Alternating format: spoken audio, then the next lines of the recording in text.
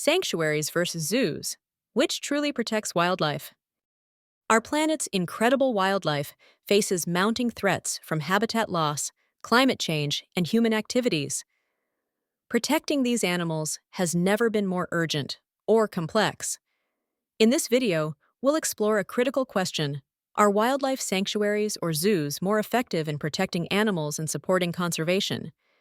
By diving into their missions, challenges, and roles, we aim to spark awareness and inspire action. Together, let's make a difference for the creatures we share this planet with.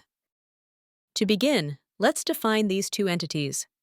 Wildlife sanctuaries serve as safe havens for animals, prioritizing their well-being and natural behaviors.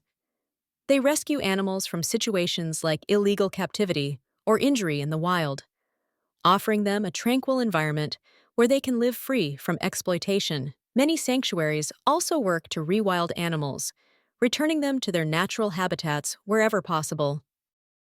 Zoos, on the other hand, are facilities where animals are kept and displayed for public education, research, and conservation. While traditional zoos often faced criticism for keeping animals in small enclosures, many modern zoos have evolved to focus on protecting endangered species, breeding programs, and fostering public awareness of wildlife issues. But which option, sanctuaries or zoos, best serves animals and contributes to conservation? Let's explore their differences. Sanctuaries and zoos share a common love for animals, but their purposes set them apart. Sanctuaries focus solely on the well-being of animals, creating environments that allow them to thrive with minimal human interference. Animals in sanctuaries are typically not bred or sold, ensuring ethics take precedence over profit. Zoos, however, often balance animal care with public education and entertainment. While some zoos have made great strides in improving living conditions, their mission is broader, combining conservation efforts, educational outreach, and financial sustainability through ticket sales and memberships. These differences form the foundation of their roles in wildlife conservation, but they also highlight unique strengths and challenges. At their core, sanctuaries aim to provide animals with a life as close to their natural state as possible. They serve several critical roles, such as rehabilitating injured or abused animals, creating safe spaces for animals rescued from illegal trafficking, and sometimes reintroducing rehabilitated animals back into the wild. By allowing animals to live without fear of harm or exploitation, sanctuaries foster a true sense of freedom. Let's consider a success story. A wildlife sanctuary in Africa rescued cheetahs bred in captivity for tourism. With time, expert care, and habitat replication, the sanctuary reintroduced them to the wild, where they now hunt for themselves and contribute to the ecosystem. Stories like this underline the powerful impact sanctuaries can have. However, sanctuaries face obstacles. Many operate under nonprofit models and rely on donations, which can make consistent funding a challenge. Additionally, they have limited capacity to take in animals, a critical issue when the demand for rescues often exceeds available resources. Zoos, too, have transformed their focus significantly in recent decades. More than just places to observe animals, many zoos today prioritize education, research, and endangered species preservation as central parts of their mission. For instance, breeding programs in zoos have successfully revived species on the brink of extinction.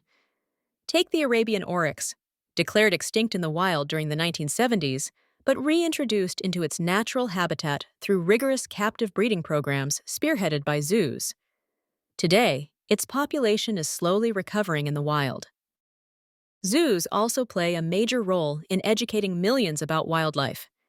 For families and children who may never visit a rainforest or desert, zoos provide a chance to see these creatures up close, fostering empathy and awareness.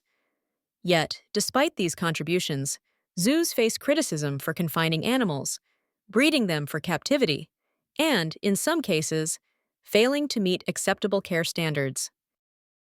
While sanctuaries uphold ethical principles, they encounter significant roadblocks in their work. Funding is one of the largest hurdles. Sanctuaries are often supported by donations or small-scale revenue from limited public programs. This financial strain becomes especially challenging when managing medical care for injured animals or maintaining large habitats. Another challenge is their reliance on space. Sanctuaries require vast naturalistic enclosures for their inhabitants, and expanding facilities to accommodate more animals often puts stress on their resources. Despite these struggles, sanctuaries are deeply committed to upholding the dignity and welfare of animals as their top priority. Zoos also face their share of challenges, primarily ethical concerns about confining animals for extended periods. Critics observe that even the best designed zoo enclosures can never truly replicate the vast, complex ecosystems that animals experience in the wild. This contrast raises important questions about whether keeping animals in captivity, arguably for human benefit, is justified. In response, progressive zoos have made strides to improve living conditions, incorporate enrichment activities, and adopt ethical standards. However, public sentiment remains mixed, highlighting the conflicting views on zoos' role in conservation and animal welfare.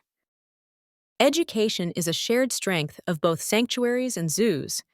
Sanctuaries offer intimate and personal learning experiences.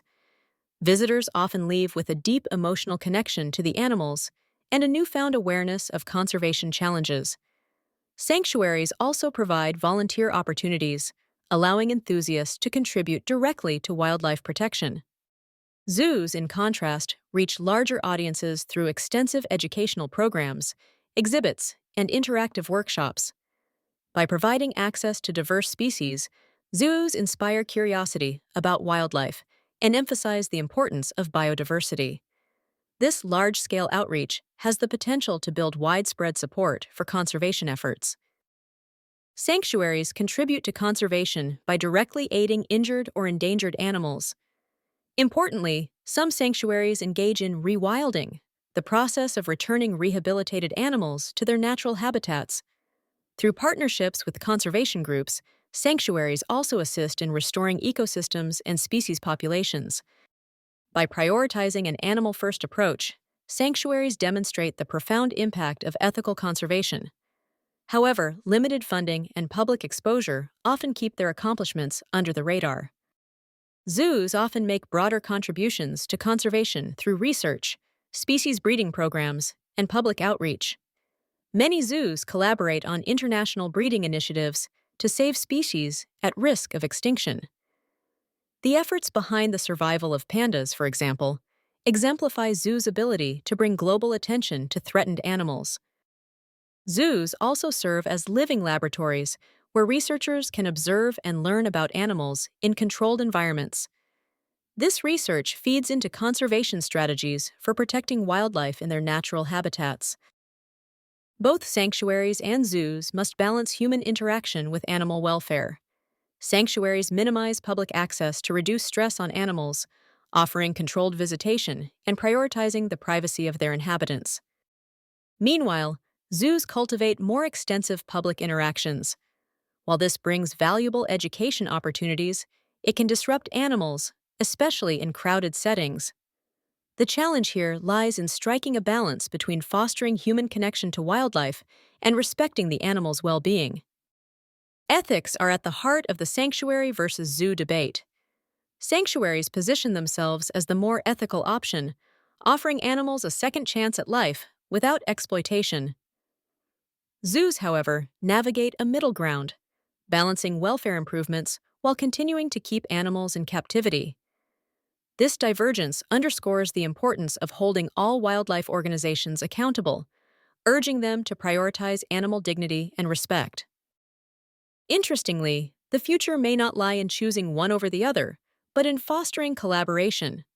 Sanctuaries and progressive zoos are increasingly blending their efforts.